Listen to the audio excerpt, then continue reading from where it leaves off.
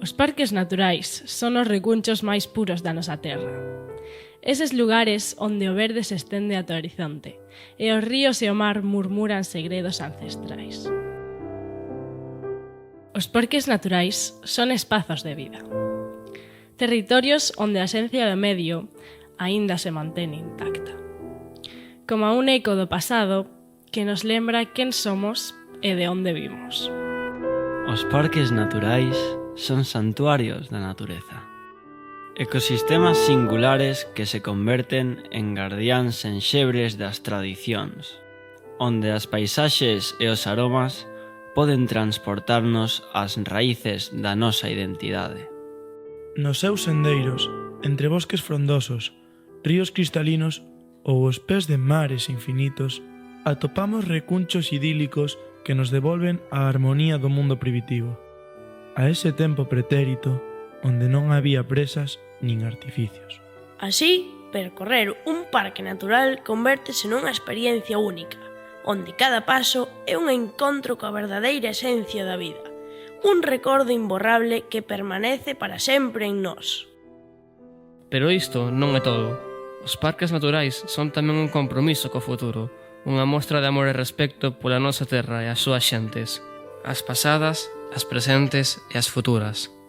Porque amar a natureza é entendela, respetala e coidala. Protexendo o territorio, intentamos protexer o legado que deixamos ás xeracións vindeiras, convertendo os parques naturais en fortalezas vivas contra o esquecemento e a destrución da memoria.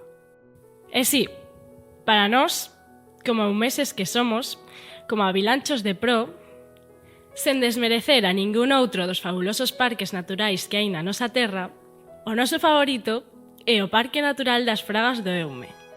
Sobre os motivos, dicirvos que poderíamos soltarvos un montón de datos técnicos que podedes atopar en calquera lugar de internet. Porén, decidimos facelo a nosa maneira, porque os eumeses temos alma de poetas.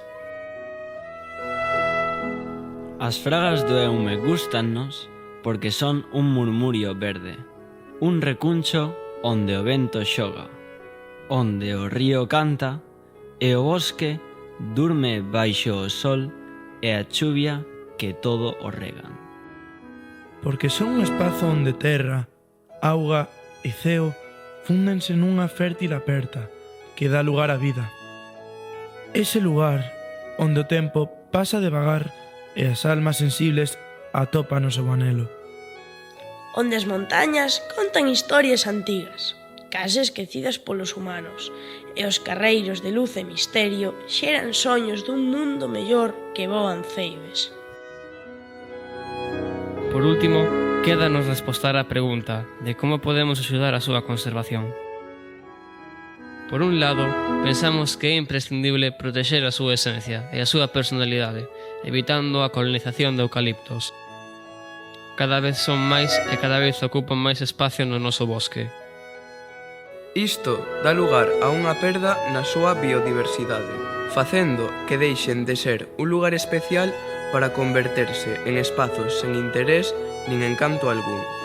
Aliás, a expansión do eucalipto incrementa o peligro de incendio nuns territorios que estamos obrigados a protexer e que tanto mal nos faría ver desaparecer. O segundo problema a controlar é a chegada masiva de turistas. Pensamos que é bo que a xente poda disfrutar dos parques naturais, incluso que se obteña un rendemento económico dos mesmos.